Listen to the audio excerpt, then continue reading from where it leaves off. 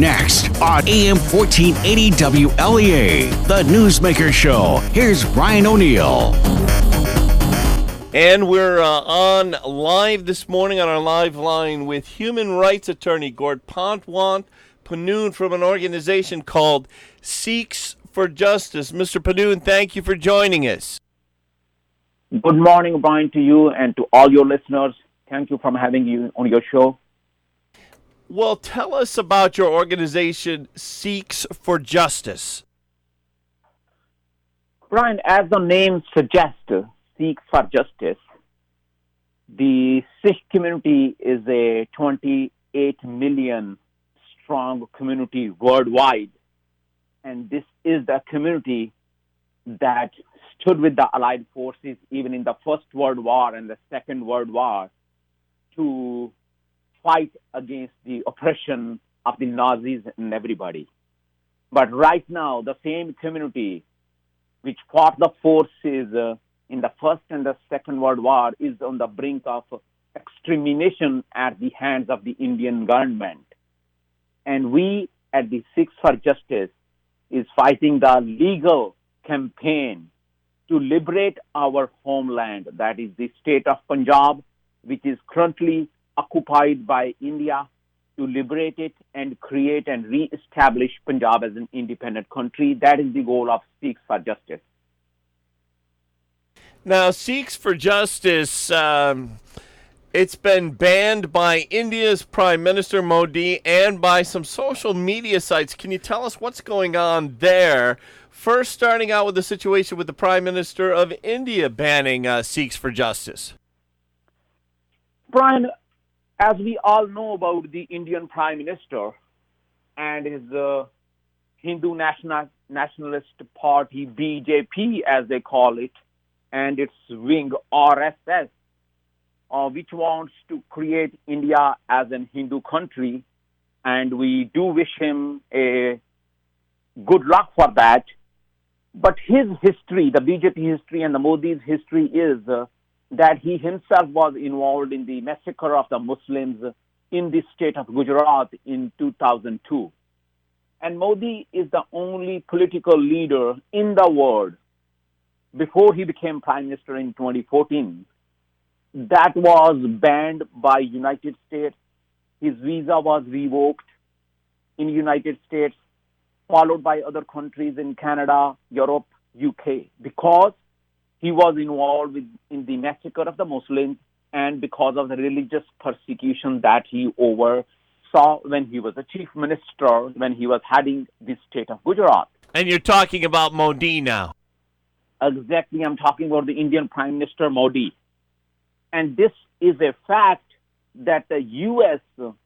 banned his entry, but he was able to travel to the United States in 2014 only because he became the head of the Indian state. So they have immunity.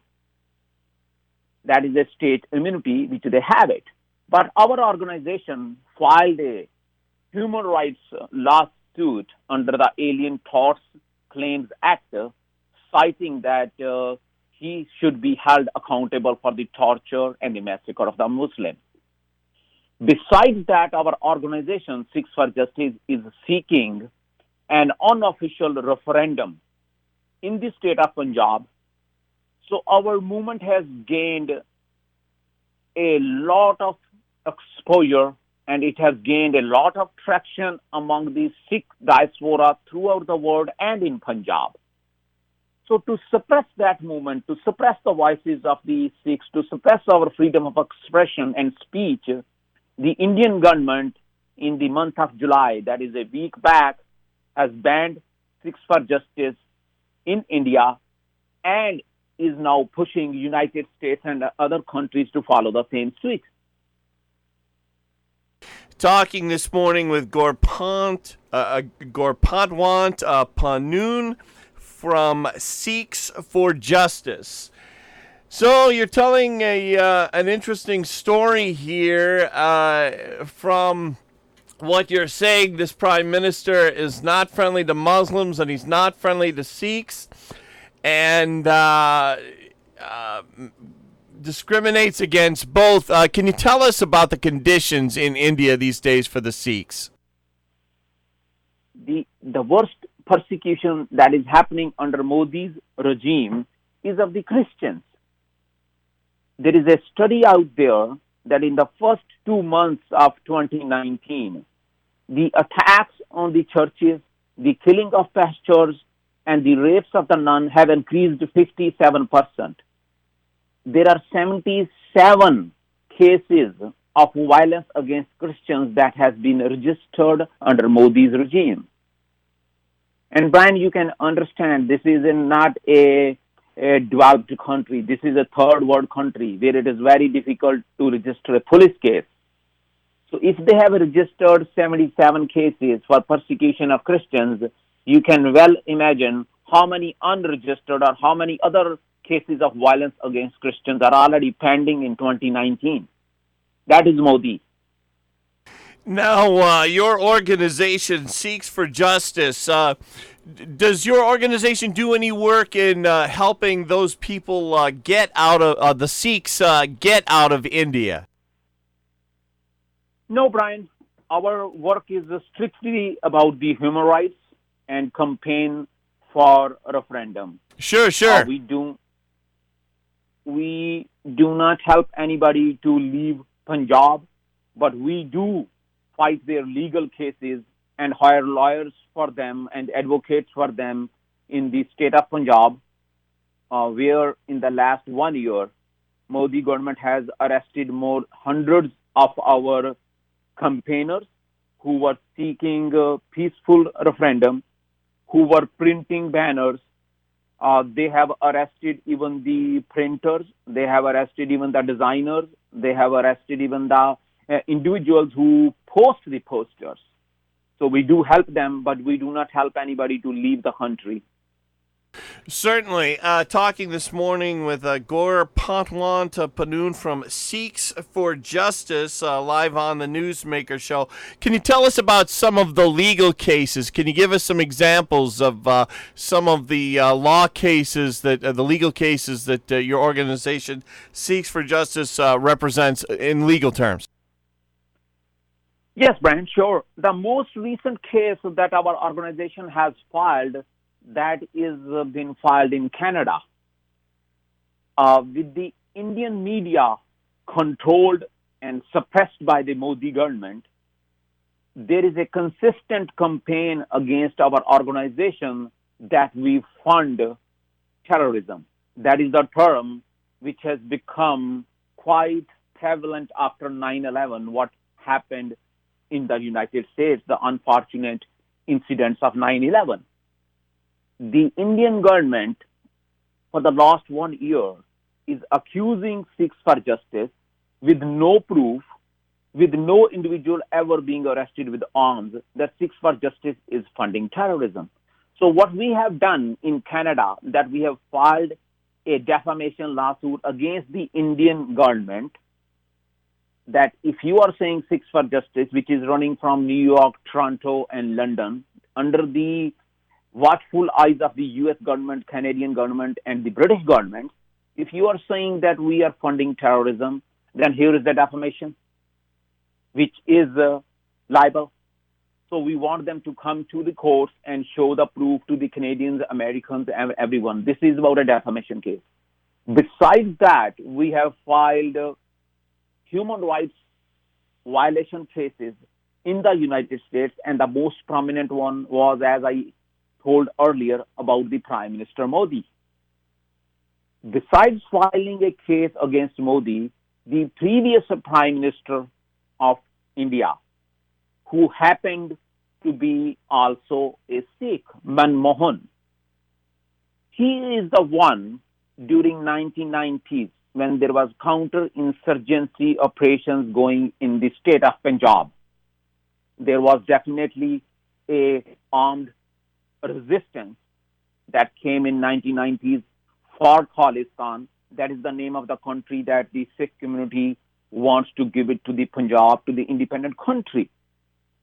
So there was a cash for bullet policy. So what Manmohan, the previous prime minister, did, he gave a fund to the police forces to kill anyone and get reward. So when he came to United States in 2013, we filed a human rights violation case against him also.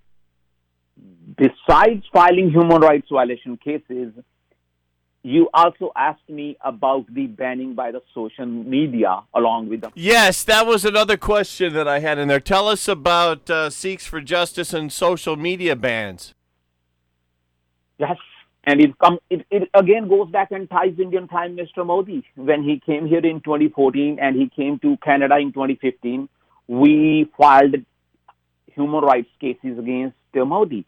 And we are doing our peaceful democratic referendum campaign on the social media. So Facebook banned our presence, banned the Sikhs for Justice at the behest of the Indian government. We got legal notice that we have been forced by India to block you. The Twitter has blocked us.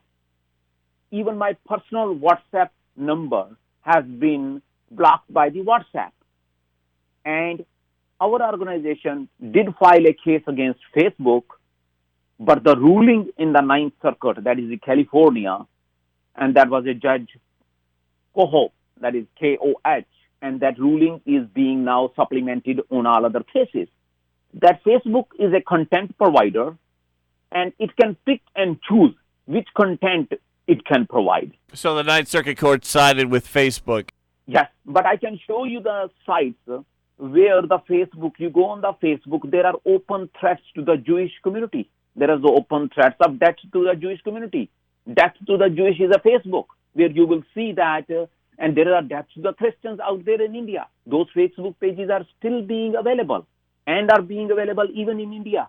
So the big tech companies, under the pressure from the Modi government to do business in South Asia and to do business in India, they are siding with the Indian government and suppressing our freedom of speech and expression. No big surprise there. That happens to a lot of organizations in the United States as well. We're talking with Gurpatwant Pannun, and he's with an organization called Sikhs for Justice. And I'm looking on a couple of websites here. It talks about the denial of religious identity for Sikhs and the denial of political rights for Sikhs, especially in India. What are the kinds of things that the Sikh people go through in India?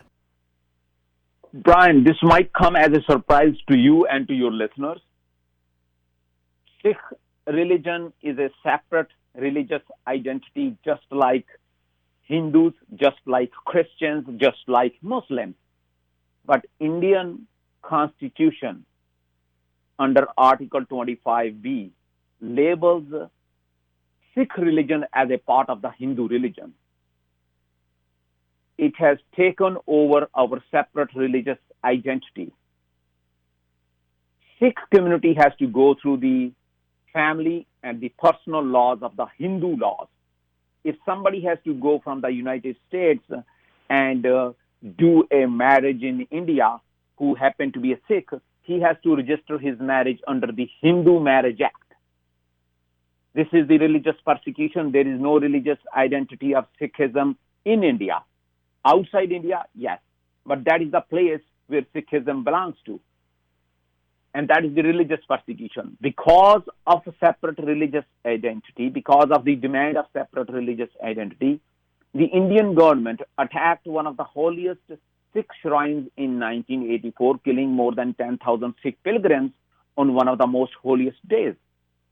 And this is the background that Sikh community is facing extermination under the Indian rule. And that's why we are seeking political autonomy. That's why we are seeking a peaceful referendum. That's why we are seeking a voting so that Punjab should be liberated. Punjab should be a separate country. Punjab should be called Khalistan, as being demanded by the Sikhs all over the world. We're going to take a quick break and then check the forecast, and we'll be back in just a moment with Gurpatwant Pannun from Sikhs for Justice, and we'll talk about an upcoming event that they're going to have with the UN. Stay with us. President Trump defines leadership. The first major tax reform in 30 years. Unemployment at an 18-year record low. Jobless claims lowest since 1973. The Dow Jones highest in history. Memorialize these milestone achievements from a historic presidency with the Trump 2020 Freedom Coin from Noble Gold. On one side, an image of Donald J. Trump. The other side lists all his major achievements. The commemorative 1-ounce coin is the only presidential Trump coin made of 99.9% silver, not silver-plated, and it's IRA approved. As the price of silver rises, so will the value of these coins. These silver coins are less than $40 each and are a perfect gift for anyone. For a limited time, go to TrumpCoin2020.com. Use the code AMERICA to get $5 off each coin you order. Go to TrumpCoin2020.com and get your commemorative 2020 Freedom Coin today. Remember to use code AMERICA for $5 off each coin. That's TrumpCoin2020.com. Checking in now on this Thursday morning with meteorologist Rob Carolyn, who says it's going to be very nice today. Yes, and not only today, Brian, but the next several days. We're looking really, really good. The only wrinkle in the forecast today and Saturday afternoon could be an isolated late-day storm. That's about it. High pressure in control stretches from Texas on into New York State this morning. We're looking at fair weather in between. And it looks like a lot of sunshine this morning. There'll be some fair weather cloudiness popping up this afternoon. Maybe an isolated storm. We're close to 80. And it looks like a fair weather night tonight, too. Skies will clear over 60 to 65. Sunrise was earlier today at 5:56. The sun will set tonight at 8:37. We've got high pressure holding through tomorrow. More sunshine. It's going to be a little warmer tomorrow, 85. Tomorrow night, clear skies, 60 to 65. High pressure is still in control on Saturday. Lots of sun, maybe an isolated thunderstorm, 80 to 85. And we're partly sunny Sunday with a chance of late-day storm, Brian, 85 to near 90 degrees. Thank you, Rob. Back on the Newsmaker show on our live line with Gurpatwant Pannun from an organization called Sikhs for Justice. Gurpatwant, you've got an event coming up at the United Nations on Thursday, August 15th, which is, I believe, India's Independence Day. Yes, Brian, exactly. That's what India call. It's an Independence Day, and we call it is the day the 28 million to 30 million Sikh community was again put under the slavery of the Indian government. So what we are going to do with the help of the North American Sikh Gurdwara management committees, the Sikh temple management committees and the Sikh organizations, we will be holding a march. We will be starting from the India's UN mission, and then we will be concluding the march in front of the UN headquarters to highlight the human rights violations, to highlight the atrocities that has been committed on the Sikh community, to highlight the genocidal violence that has been committed on the Sikh community from 1984 until 1998, and that genocide still continues in the form of politicide and econocide and democide of the Sikh community. So we will be all camping in New York on August 15th, first in the form of the march, and then we'll be doing a rally at the UN headquarters. Now, does the United Nations weigh in on the treatment of the Sikhs by Modi at all? What's the United Nations stance on this? United Nations, I would call it is a group of the countries, and they listen to those who have the power. And that's why we will be supporting President Trump in 2020, because we are living in America, which gives freedom of speech and expression, and we will be following up with the U.S. administration to push our Sikhs' right to self-determination agenda in the United Nations, because United Nations does not do anything on its own because of their own resources which they get. That's how the United Nations work. If it is a simple South African country, I'm sure the United Nations will intervene. As I have mentioned about the big tech companies who run the world, if they listen to India, you can imagine what pressure India can build on the United Nations. Now, down to the last 60 seconds or so with Gurpatwant Pannun from Sikhs for Justice. Gurpatwant, tell us, are there any websites you'd like our listeners to go to? Yes, this is sikhsforjustice.org, and the Sikhs are spelled SIKHSFOR, justice.org. And I really appreciate, Brian, having me on your show and making sure that you follow the American principle that is freedom for all. That's what we all stand for, and that's what we are expecting the American people to stand behind the Sikh community now, because we were with you when we were all fighting the liberation of the world during the First and the Second World War. Thank you very much. Yes, and thank you, Gurpatwant Pannun, for joining us live on Newsmaker this morning. Thank you very much, Brian, once again. Thank you. It's AM 1480, WLEA ONeal, a very interesting conversation with a representative from Sikhs for Justice. And you can check out their website, sikhsforjustice.org. Coming up on 9 o'clock in Fox News, stay with us on AM 1480, WLEA ONeal.